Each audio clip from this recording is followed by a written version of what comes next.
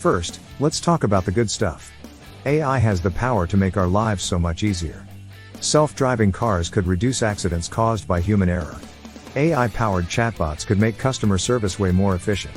And let's not forget about all the time and money that could be saved by automating repetitive tasks. But as much as we want to believe in the power of AI to make everything rainbows and sunshine, we can't ignore the potential dangers. One of the biggest concerns is job loss. As AI takes over more and more tasks, there's a risk that many people will find themselves out of work. Another concern is the lack of accountability.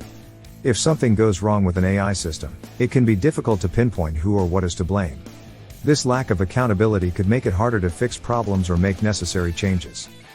Now for the stuff that keeps us up at night, the possibility of AI turning against us. I know it sounds like something straight out of a sci-fi movie, but as AI systems become more advanced, they could potentially gain autonomy and make decisions without human oversight.